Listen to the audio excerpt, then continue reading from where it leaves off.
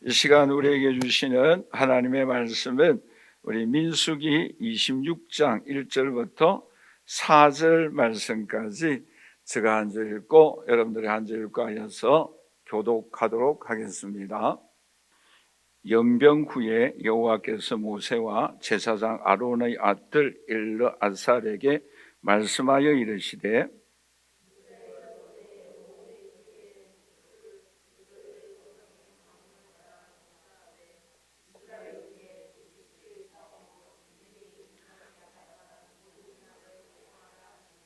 모세와 제사장 엘르아살이 여리고 맞은편 요단과 모압 평지에서 그들에게 전하여 이르되 여호와께서 애굽 땅에서 나온 모세와 이스라엘 자손에게 명령하신 대로 너희는 20세 이상 된 자를 계수하라 하니라. 아멘. 넌센스 퀴즈입니다. 이스라엘 백성들이 광야 40년 동안 나오면서 가장 잘 번성하였던 또 가장 인기 있었던 직업이 무엇이었겠습니까? 광야 40년 동안 약 200여만 명이 출애굽했잖아요. 근데 장정들은 다 죽었잖아요. 무슨 직종이 인기가 있었겠어요? 장례 사업. 또 동일하게 출생했잖아요. 어떤 직종이 인기가 있었겠습니까? 산부인과. 민수기를 영어로 하면은 넘버스라는 단어를 사용하죠. 넘버라는 뜻은 수를 세다라는 뜻입니다. 그런데 이스라엘 백성들이 가나안 땅 입성을 앞두고 모압 평지에서 하나님께서 여호수아에게 명령한 게 있지요. 그 명령이 무엇입니까? 인구 조사를 하라라는 명령입니다. 오늘 본 말씀에 보시면 민수기 26장 1절에서 2절에 이렇게 말씀을 하고 있죠. 연병 후에 여호와께서 모세와 제사장 아론의 아들 엘르아살에게 말씀하여 이르시되 이스라엘 자손의 온 회중의 총수를 그들의 조상의 가문을 따라 조사하라 라고 말씀을 하고 있습니다. 그런데 그 인구를 조사해 보니까 장정만 20세 이상 군인들만 몇 명이었다라고 말씀하고 있는 거 하면은 51절 말씀해 보시면 60만 1730명이었다라고 말씀을 하고 있습니다. 자, 그런데 이 이스라엘 백성들이 최초에 애굽 땅에 들어갈 때에 몇 명이 애굽 땅에 들어갔습니까? 요셉과 그의 가족들이 총수가 70여 명에서 조금 숫자가 차이가 납니다만은 다른 성경에는 85명이다라고까지 기록되어져 있습니다. 근데 출애굽할 때는 장정만 60여만 명이고 그 외에 유아들과 여자들 포함하면 몇 명 정도 된다고요? 약 200여만 명이 된다라고 말씀을 하고 있죠. 그런데 여러분 한번 생각해 보십시다. 약 430년 동안 애굽의 노예 생활을 하였는데 어떻게 이렇게 번창할 수 있었을까요? 어떻게 그 약 100여 명이 들어갔는데 어떻게 나올 때는 200여만 명이 되어질 수 있었을까? 여기에 놀라운 비밀이 있어요. 하나가 뭔가 하면은 출애굽기 1장 20절 말씀인데 우리 한번 다 같이 읽어보도록 할까요? 하나님께 그 산파들에게 은혜를 베푸시니 그 백성은 번성하고 매우 강해지니라. 하나가 뭐예요? 하나님께서 축복해 주셨다라는 내용의 말씀과 그리고 또 하나가 있는데 그 내용의 말씀이 출애굽기 12장 37절에서 38절 말씀인데 우리 한번 다 함께 읽어보도록 하겠습니다. 이스라엘 자손이 람셋을 떠나서 숫곳에 이르니 유아 외에 보행하는 장정이 60만 가량이요 수많은 잡족과 양과 소와 심이 많은 가축이 그들과 함께하였다라고 말씀을 하고 있습니다. 그러니까 한마디로 말하면 이스라엘 본토민들과 애굽 땅에 살고 있는 여러 민족의 사람들이 함께 나왔다라는 것을 여기서 오늘 우리에게 말씀을 하고 있습니다. 여기서 그럼 오늘 우리에게 중요한 교훈은 무엇이겠어요? 우리 한번 다 같이 따라서 하십시다. 하나님의 은혜였다. 한마디로 말하면 번성케 하고 광야에서도 보호하여 주시고 많은 잡족들이 나오게 하여 주셨고 하나님의 능력이 나타났고 그러므로 인하여 한마디로 말씀드리면은 하나님의 은혜였다라는 거죠. 그러므로 오늘 저와 여러분들이 이 자리에 예배 드리는 것 여기까지 온 것이 모두가 다 뭐예요? 하나님의 은혜였음을 믿습니다. 그 하나님의 은혜를 감사하는 저와 여러분들이 되시기를 주님의 이름으로 간절히 축원합니다. 자, 그러면 이 출애굽 과정뿐만 아니라 특별히 이 인구 조사에서 나타난 하나님은 어떤 분이신가?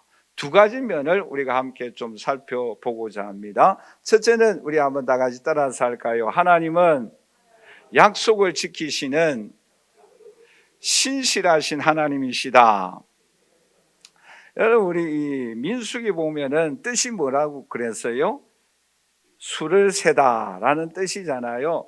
그런데 이 이스라엘 민족이 출애굽하고 또 가나안 입성을 앞두고 인구 조사를 몇 번 하였는가 하면은 두 번을 행하였어요. 첫 번째가 언제인가 하면은 그 가나안 땅을 출발하기 직전, 즉 출애굽하고 난 이후에 2년 2월 달에 첫 인구 조사를 하게 되었습니다. 그 인구 조사를 하였을 때에 얼마나 많은 사람들이 인구 조사에 조사되어졌는가 하면은 민수기 1장 46절에 이렇게 말씀을 하고 있어요. 계수된 자의 총계가 60만 3,550명이었더라 라고 말씀을 하고 있습니다. 그러니까 출애굽하자마자 가나안 땅을 향하여 출발하는 그 지점에서 인구조사를 하였는데 60만 3,550명이었어요. 이것은 신의 광야에서 행한 첫 번째 인구조사입니다. 근데 이제 오늘 본 말씀은 출애굽하고 난 이후에 정확하게 39년 6개월이 지났어요. 그 40년이 지났다라는 거죠. 그런데 오늘 본 말씀에 보시면 인구조사를 하였는데 몇 명이다라고 말씀을 하고 있는가 하면은 51절 말씀에 보시면 60만 1,730명이었다라고 말씀을 하고 있습니다. 자, 여기에서 우리가 좀 중요한 것을 이제 살펴보도록 하겠는데, 그러면 1차 인구조사를 한 목적이 무엇이겠어요? 왜 그 출애굽하고 난 이후에 2년 2개월이 지났는데 광야를 나아가야 하는데 그때의 인구조사를 한 목적이 무엇이겠어요? 그 목적이 민수기 1장 3절 말씀에 기록되어져 있는데 우리 한번 다 같이 읽어보도록 하겠습니다. 이스라엘 중 20세 이상으로 싸움에 나갈 만한 모든 자를 너와 아론은 그 친정별로 계수하라. 말하자면 광야에서 행진할 때에 광야에서 적군이 찾아오면 어떻게 해야 되겠어요? 싸워야 되잖아요. 그렇기 때문에 인구조사를 하였다라고 말씀을 하고 있습니다. 자, 그런데 2차 인구조사는 두 가지 중요한 목적이 있습니다. 그 목적이 뭔가 하면은 하나는 오늘 본 말씀 민수기 26장 2절 말씀인데 우리 다 같이 한번 읽어보도록 하겠습니다. 이스라엘 자손의 온 회중의 총수를 그들의 조상의 가문을 따라 조사하되 이 이스라엘 중에 20세 이상으로 능히 전쟁에 나갈 만한 모든 자를 계수하라. 자, 광야에서는 광야의 행진과 전쟁을 위하여 인구조사를 했죠. 그런데 이제 출애굽하고 난 이후에 가나안 입성을 앞두고 난 이후에 인구조사를 한 이유는 뭐입니까? 정복 전쟁을 하기 위하여 군대가 몇 명인가 라는 것을 위하여 인구조사를 하였다라고 말씀을 하고 있습니다. 그런데 26장 53절에 보면 또 다른 인구조사한 이유가 있어요. 그 내용의 말씀이 뭔가 하면은 이 명수대로 땅을 나누어 주어 기업을 삼게 하기 위하여 인구조사를 하였다. 쉽게 말하면 땅 분배를 하기 위하여 인구 조사를 하였다라고 말씀을 하고 있습니다. 그런데 그 땅을 나누어 줄 때에 서로 좋은 땅을 차지하기 위하여 싸울 거 아니에요, 그렇죠? 뭐 각 지파별로 나누어 주는데 넓은 땅을 차지하고 또 좋은 땅, 옥토를 차지하기 위하여 싸울 거 아닙니까? 그런데 그 기준도 있습니다. 우리 민수기 26장 54절에서 55절에 보시면 이렇게 말씀을 하고 있죠. 우리 한번 다 같이 읽어보도록 하겠습니다.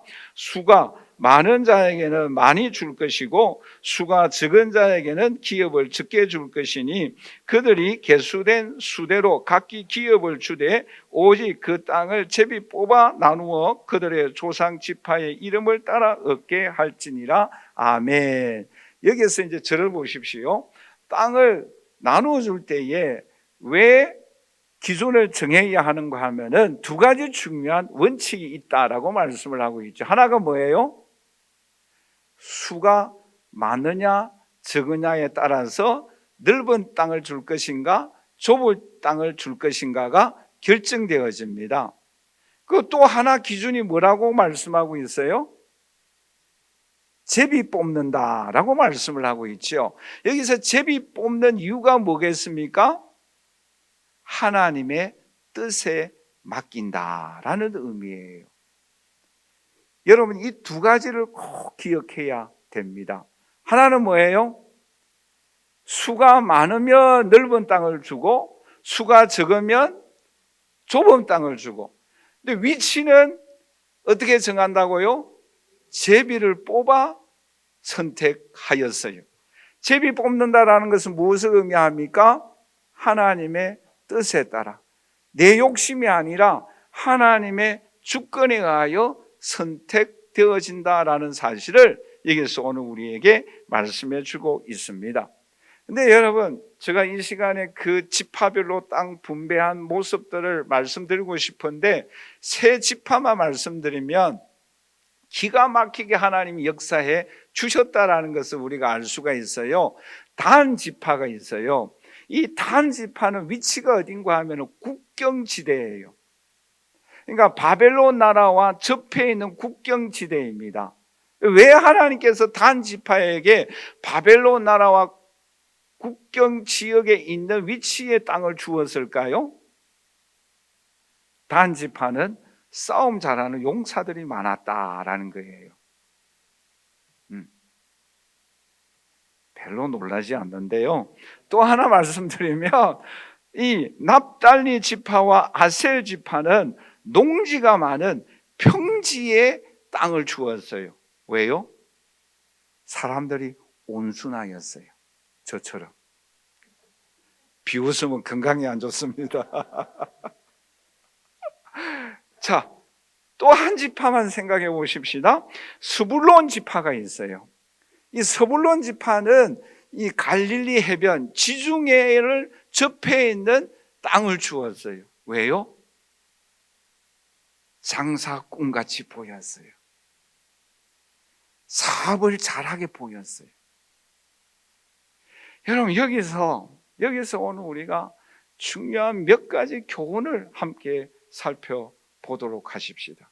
첫째가 뭔가 하면은 하나님은 맞춤의 은총을 베풀어 주십니다. 기가 막히잖아요. 제비를 뽑았는데 뭐예요? 싸움 잘하는 용사가 많은 단지파는 국경지대에, 장사를 잘하는 그러한 사람들은 뭐예요? 해안가에, 그리고 온순한 사람은 뭐예요? 평지에. 하나님은 맞춤의 은총을 베풀어 주셔요. 오늘 저와 여러분들에게도 맞춤의 은혜를 베풀어 주십니다. 가정을 주신 것도, 우리 대한민국 이 국가를 주시는 것도, 또 섬길 수 있는 충만한 교회를 주신 것도 맞춤의 은혜를 주신 줄 믿습니다. 이와 같이 우리는 이 맞춤의 은총을 주신 주님을 찬양하여야 합니다. 다른 사람에게 없는 달란트 때문에 우리는 절대 부러워하거나 시기 질투를 하지 말라라는 거예요. 이웃의 것을 탐내지 말라라는 것입니다. 나에게 주신 것을 감사하고 열심히 그것을 가꾸면 하나님의 은총과 축복이 임하여 주십니다. 여러분 아셀 지파만 생각해 보시면 이 지파가 농사를 너무 잘 지어서 그 농사 지은 그 벼를 가지고 왕궁에 제공해 주는 그러한 귀한 역할을 감당하게 되어집니다. 여러분 농부라고 하여서 나는 참 농사 짓기 위하여 비참하다 이럴 필요가 없는 거예요. 왜요? 나중에는 왕이 제공되어지는 그 식탁에 그 벼가 쌀이 제공되어지는 영광을 누리게 되는 거예요. 오늘 저와 여러분들에게 주신 달란트, 주신 여러 가지 환경에서 나에게 주신 그 은혜를 찬양하며 영광과 존귀함을 올려드리는 저와 여러분들이 되시기를 주님의 이름으로 간절히 축원합니다. 뿐만 아니라 여기서 굉장히 중요한 것은 하나님은 신실하신 하나님이십니다. 여러분 보세요. 창세기 15장 5절에 아브라함을 향하여 하늘을 향하여 바라보면서 하늘의 무별을 바라보아라 내 자손이 이와 같이 번성하리라 라는 그 약속이 지금 현실로 이루어지지 않습니까? 여러분 아브라함은 그때는 자녀가 없었어요. 그런데 실물 교육을 시키는 거예요. 시청각 교육을 시키는 거예요. 여러분 어떻게 이것이 가능합니까? 그런데 창세기 15장 6절 말씀해 보시면 이를 아브라함이 믿었다라고 말씀을 하고 있습니다. 나는 자녀가 없어요. 그런데 어떻게 그것이 가능할까요? 하나님께서 이 아브라함이 어떻게 그것을 믿을 수 있었을까요? 그러나 아브라함은 믿었다라고 말씀을 하고 있고 하나님은 그를 의로 여겼다라고 말씀을 하고 있습니다. 오늘 이 자리에 함께 예배드리는 저와 우리 사랑하신 성도 여러분, 우리의 신앙의 삶 속에 그렇죠. 어떤 일들이 일어나든지 간에 하나님의 약속의 말씀은 반드시 이루어집니다. 그 약속을 믿고 나가십시다. 예수 그리스도 이 땅에 구세주로 오셨습니다. 십자가에 죽으시고 부활하셨습니다. 성령을 보내주셨습니다. 통치하고 계십니다. 천국은 반드시 우리에게 임할 줄 믿습니다. 그 약속을 믿고 나아가십시다. 불가능을 가능케 하여 주시는 주님의 은총을 사모하십시다. 그 능력의 손길은 오늘도 우리에게 역사하여 주십니다. 이런 광야의 삶을 인도하여 주시고 하나님의 약속을 이룩하신 그 하나님의 능력은 오늘도 우리에게 동일하게 역사하고 있습니다. 그 손길을 체험하며 하나님 앞에 영광과 존귀함을 올려드리는 저와 여러분들이 되시기를 주님의 이름으로 간절히 축원합니다. 마지막 두 번째로 여기에 나타나 있는 하나님은 어떤 분이십니까? 우리 한번 다 같이 따라서 할까요? 하나님은 축복과 회복 그리고 징계하시는 분이시다. 여러분 전체 인구수를 한번 보여줄까요?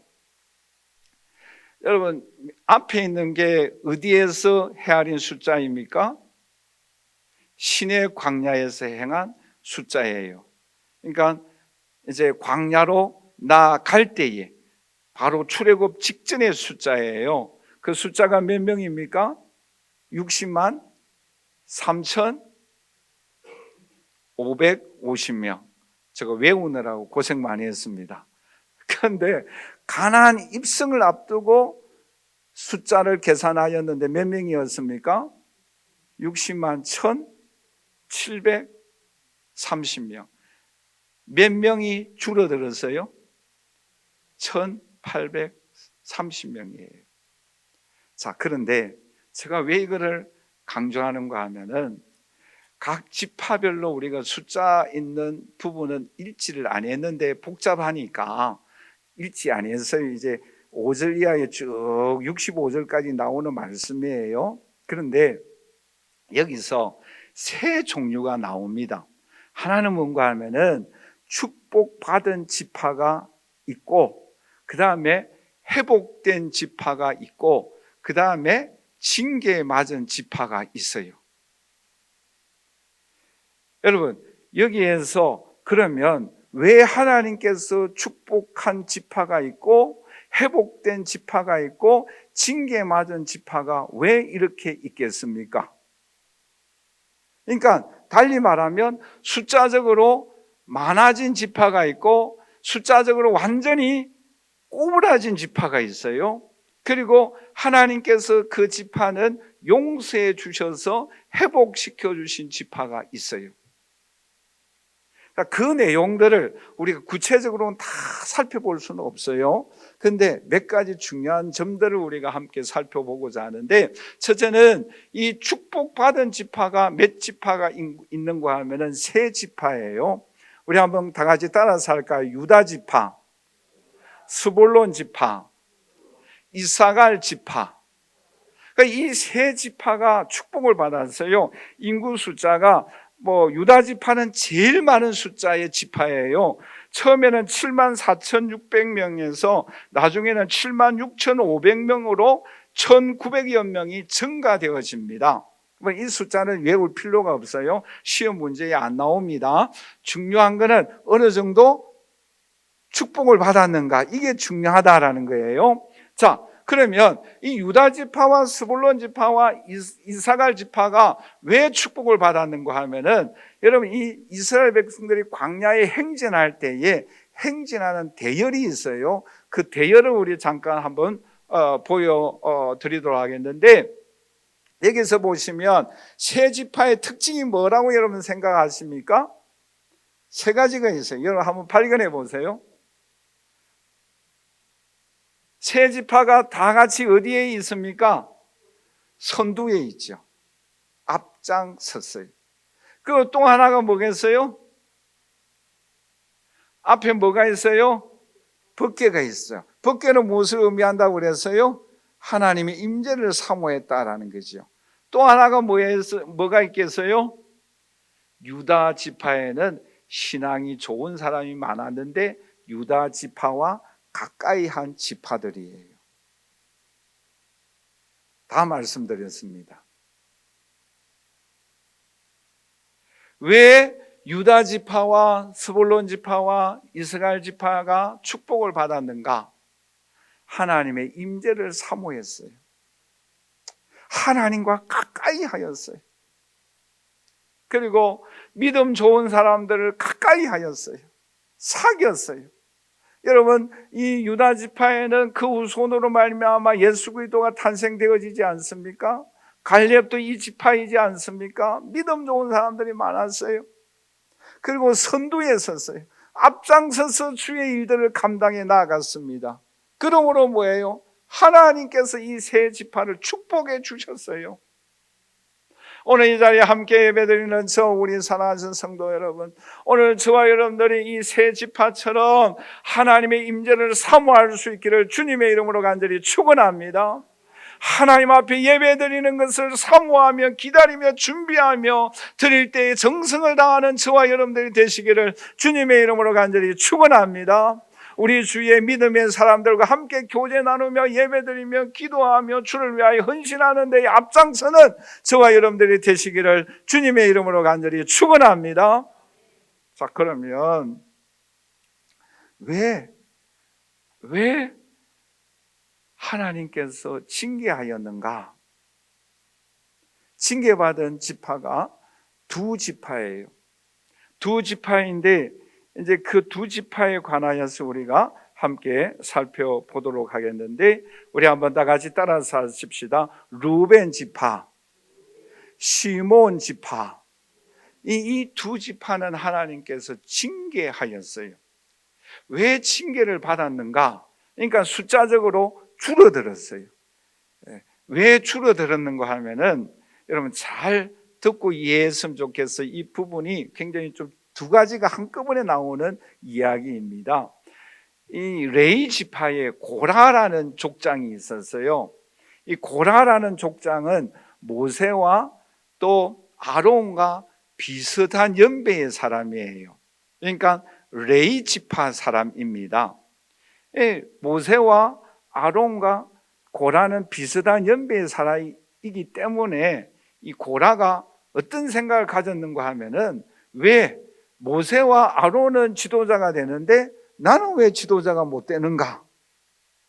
말하자면은 질투가 생긴 거예요. 미움이 싹이 난 거예요. 그래서 이 사람이 앞장서서 모세와 아론을 대항하였어요. 당을 지었어요. 그런데 그 일에 누가 끼어드는가 하면은 민수기 16장 1절에서 2절에 이렇게 말씀을 하고 있어요. 우리 한번 다 같이 읽어보도록 하십시다. 레이의 정손 고핫의 손자 고라와 루벤 자손 엘리압의 아들 다단과 아비람과 벨레스의 아들 온이 당을 짓고 이스라엘 자손 총회의 택함을 받은 자 곧 회중 가운데서 이름이 있는 지휘관 250명과 함께 일어나 모세를 거스르니라. 앞장은 누가 섰어요? 고라가 섰어요. 이 레위 지파 사람이에요. 그런데 거기에 뒷받침한 지파는 누구예요? 루벤 지파예요. 이 지파가 힘을 합쳐버리니까 큰 힘이 생겼다라는 거예요. 자, 그럴 때에 이제는 하나님께서 이들을 어떻게 심판하시는가 하면은 민수기 16장 32절인데 우리 한번 다 같이 읽어보도록 하겠습니다.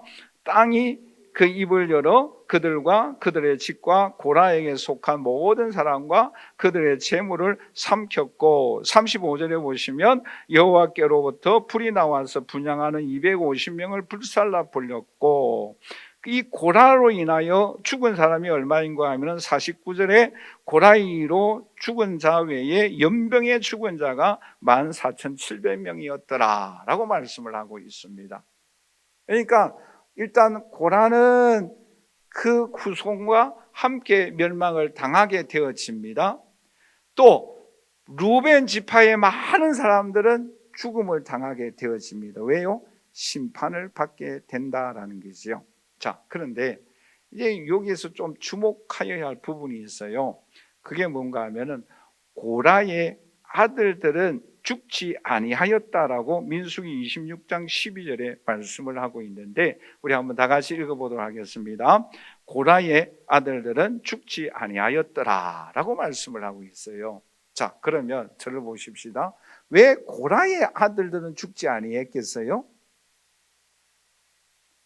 아버지가 당을 지어서 모세를 거스릴 때에 동참하지 아니했어요. 아들이면은 아버지가 당을 지을 때에 합세해야 되잖아요. 그리고요, 아론이 금송아지를 이스라엘 백성들과 만들었을 때에 고라의 아들들은 합세하지 아니했어요.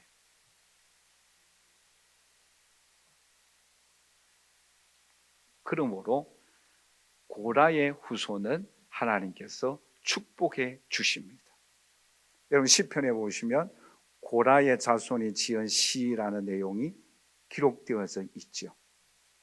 또 성전 문지기로 봉사하였습니다. 여러분 여기서 오늘 우리가 느끼는 점이 있지 않습니까?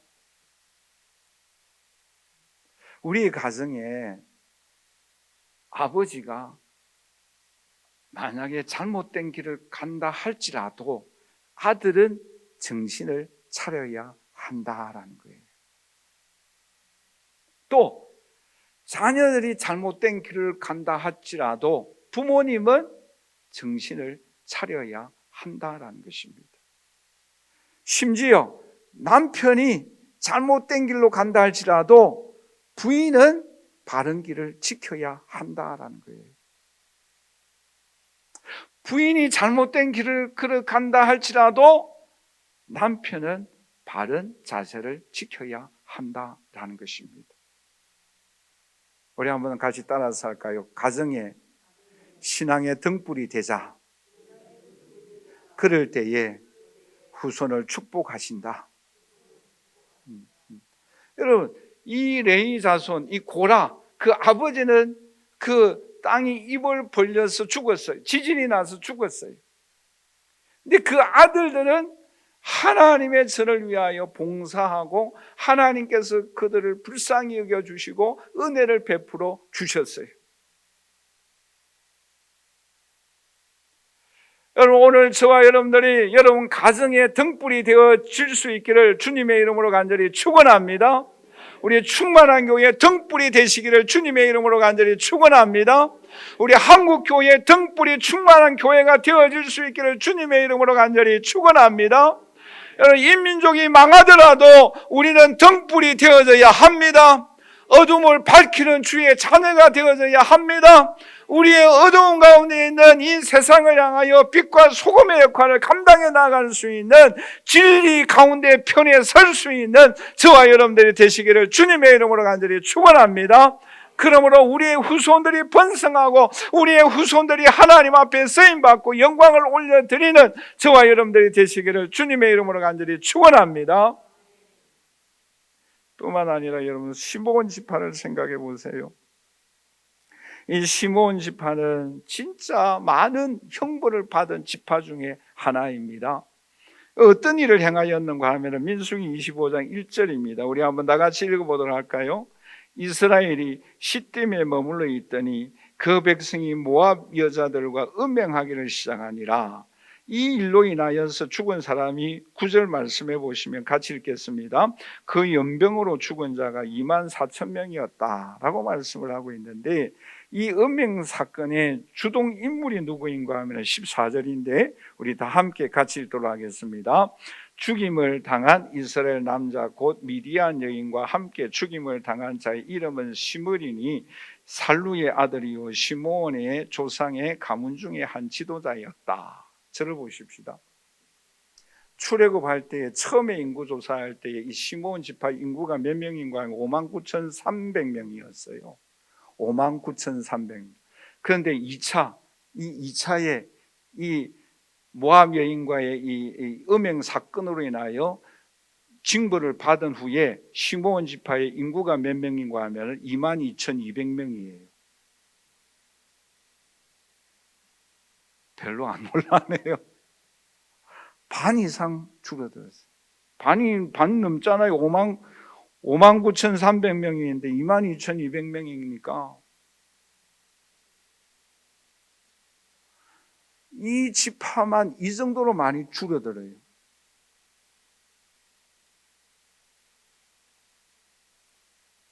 여러분, 여기에서 오늘 우리에게 무엇을 교훈하고 있습니까? 우리 한번 다 같이 따라서 할까요? 하나님은 생사하복을 주관하신다. 하나님은 생사하복을 주관하시는데, 하나님 말씀대로 살면 은혜와 축복이지만 하나님 말씀에 벗어나게 살면 하나님은 무섭게 징계하시는 하나님이세요.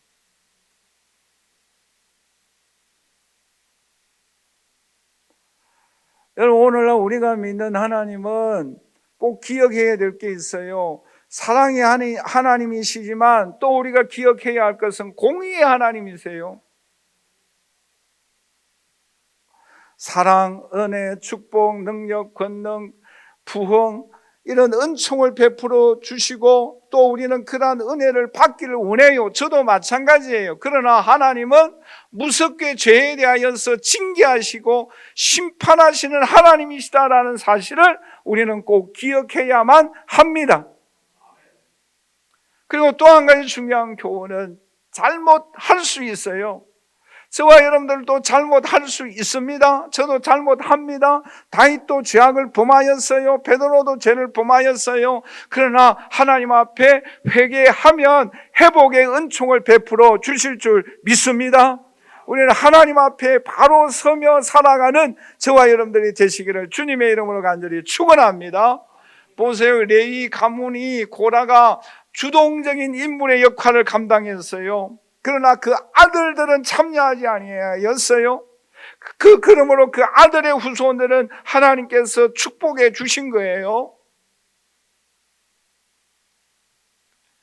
여러분, 오늘 우리들은 하나님 앞에 분명히 잘못할 수 있습니다. 그러나 오늘 우리가 기억해야 될 것은 하나님 앞에 잘못한 것을 회개할 때에 반드시 회복시켜 주십니다. 여러분, 앞서간 신앙의 선배들을 생각해 보세요. 그분들이 거룩하기 때문에, 죄가 없기 때문에, 성자이기 때문에 하나님 앞에 쓰임받은 게 아니에요. 죄인이지만 하나님 앞에 회개하였을 때에 하나님이 회복시켜 주셨고 하나님께서 능력을 주셨고 하나님께서 사용하여 주셨습니다. 오늘 저와 여러분들은 성인이 아니잖아요. 물론 유다 지파와 이사갈 지파와 스불론 지파처럼 하나님의 임재를 사모하고 하나님과 가까이하고 신앙의 사람들과 교제하고 하나님의 은총을 사모함으로 인하여 복을 받아야 합니다. 그러나 중요한 것은 오늘 저와 여러분들이 이 땅에 살아갈 때에 누구나 다 죄를 범할 수가 있어요. 그러나 그 죄를 안고 십자가 앞으로 나아갈 때에 주님께서 용서하여 주시고 회복의 은총과 축복이 저와 여러분들에게 임하여 주십니다. 우리는 그 은혜를 반드시 경험하여야 합니다. 또 한 가지 중요한 교훈이 무엇입니까?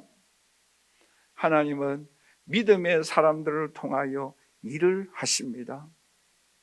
그리고 하나님은 어떠한 상황이 펼쳐진다고 한다 할지라도 하나님의 일은 결코 뒷걸음치지 않고 하나님의 일은 반드시 이루어집니다. 여러분 보세요. 시므온 지파가 그렇게 범죄하여도 약 한 배 이상 줄어든다고 한다 할지라도 하나님은 거의 비슷하잖아요. 인구가 1820명만 차이 날 뿐이잖아요. 전체 숫자적으로는 비슷하게 하나님은 입성하게 해 주십니다. 여러분 민수기 26장 65절을 우리 한번 다 같이 읽어보도록 할까요? 이는 여호와께서 그들에 대하여 말씀하시기를 그들이 반드시 광야에서 죽으리라 하셨습니다. 그러므로 여분의 아들 갈렙과 눈의 아들 여호수아 외에는 한 사람도 남지 아니하였더라라고 말씀하고 있습니다. 그러니까 출애굽할 때에 다 죽었어요. 그렇죠? 근데 누구만 들어갔습니까? 여호수아 갈렙만 들어갔어요. 왜 이 두 사람만 들어갔습니까? 민수기 14장 24절에 다 함께 같이 읽도록 하겠습니다. 그러나 내 종 갈렙은 그 마음이 그들과 달라서 나를 온전히 따랐은즉 그가 갔던 땅으로 내가 그를 인도하여 드리리니 그의 자손이 그 땅을 차지하리라 라고 말씀하고 있지 않습니까? 오늘 저와 여러분 이 여호수아 갈렙같이 그들은 다른 사람과 틀렸어요. 다른 사람이었어요. 무엇이요? 믿음이 특별한 사람이었어요. 온전히 하나님을 따르는 사람이었어요. 오늘 이 자리에 함께 예배드리는 저 우리 사랑하는 성도 여러분, 저와 여러분들은 이 여호수아 갈렙과 같이 온전히 주님을 따르는 주의 자녀들이 되시기를 주님의 이름으로 간절히 축원합니다. 결론적으로 말씀을 맺겠습니다. 여러분, 하나님은 어떤 하나님이십니까? 광야의 여정 속에 어렵고 힘들지만 하나님은 60만 장정들을 동일하게 가나안 땅에 입성하게 해 주었어요. 왜요? 하나님은 약속을 지키시는 분이십니다.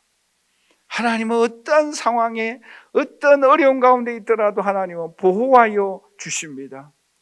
그분은 신실하신 분이십니다. 또한 그 하나님은 오늘 우리에게 맞춤의 은혜를 베풀어 주십니다. 저 성도, 저 목사, 저 교회 가장 필요한 것으로 주님은 공급하여 주십니다. 우리는 그 은혜를 감사하십시다. 하나님 앞에 온전히 따르는 믿음을 간직하십시다. 주님만을 바라보십시다. 주님만이 생사화 복을 주관하고 계십니다. 주님을 의지하십시다. 우리가 하나님 앞에 잘못할 수가 있습니다. 회개하십시다. 회복시켜 주십니다. 권능을 베풀어 주십니다. 이 시대의 유다 자손처럼, 레위 지파 사람처럼, 이사갈 지파처럼, 스볼론 지파처럼 쓰임받는 하나님의 자녀들이 되시기를 주님의 이름으로 간절히 축원합니다. 지금은 우리 주 예수 그리스도의 무한하신 은혜와 하나님의 그 크신 사랑하심과 성령님의 교통교제에 충만하시는 종이 광야길을 걸어가지만 하나님의 약속이 이루어지며 보호하셨으며 믿음의 사람들을 통하여 하나님의 은총과 축복이 나타났던 것처럼 머리 숙인 우리 충만한 교회 모든 성도님 개인과 가정과 우리 충만한 교회와 한국교회 위에 이 민족 위에 주님만을 의지하며 가까이 하여서 유다 지파에게 또 이사갈 지파에게 스불론 지파에게 주셨던 은혜와 축복을 받기를 소원하는 주의 모든 자녀들 머리 위에 지금부터 영원토록 함께 있을지어다. 아멘.